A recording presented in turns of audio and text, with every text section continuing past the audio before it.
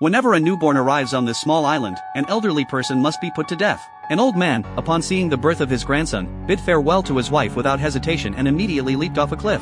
However, his self-sacrifice did not bring peace to the island because the doctor discovered that the pregnant woman was actually carrying twins. This meant that one more person on the island had to die. It turns out that in 2045, an unknown virus swept across the globe, and only a small island in the North Sea called Hell Island became humanity's last refuge. However, due to the scarcity of resources on the island, the population was limited to 513 people. If this number was exceeded, the small island would perish. The islanders immediately engaged in heated discussions to decide who this person should be. The island's leader, Lisa, finally decided to hold a vote in 3 days. Upon hearing the news, the small island erupted in chaos. However, most people were not too worried because the island had a points-based elimination system, and only the bottom 3 people with the lowest points were likely to be voted out. Jack, who ranked 3rd from the bottom, was anxious because he accidentally damaged a transport vehicle. The second-to-last old grandmother could not contribute to the island due to her age and frailty. John, the carpenter who ranked last, was once despised for stealing medicine for his feverish wife. Although he had mended his ways and worked hard every day, people's prejudices against him remained deeply rooted.